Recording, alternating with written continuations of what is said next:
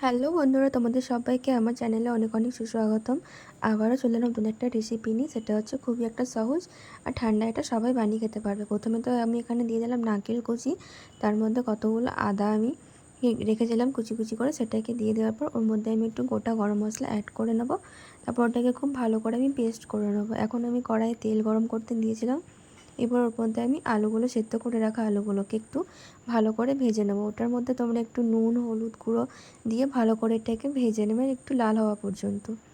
তারপর এখানে দেখো ততক্ষণ ওটা আলুটা ভাজা পর্যন্ত আমি এখানে কিছুটা মশলা রেডি করে নিচ্ছি। এখানে আমি দিলাম গুঁড়ো লঙ্কা, তারপর জিরে ধনে গুঁড়ো, আর এর মধ্যে একটু হলুদ গুঁড়ো অ্যাড করে নেবে। তারপর এটাকে জল দিয়ে খুব ভালো করে একটা নরম একটা মিশ্রণ তৈরি করে নেবে মশলাটার।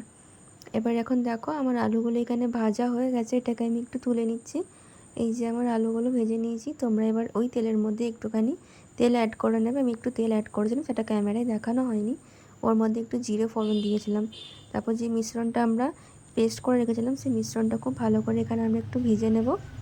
এটা একটু ভাজা হয়ে গেলে ওর মধ্যে যে বাটিতে যে মিশ্রণটা মশলা রেডি করেছিলাম, সেই মশলার মিশ্রণটা আমি ওখানে দিয়ে এটাকে খুব ভালো করে মশলাটা একটু ভেজে নেব।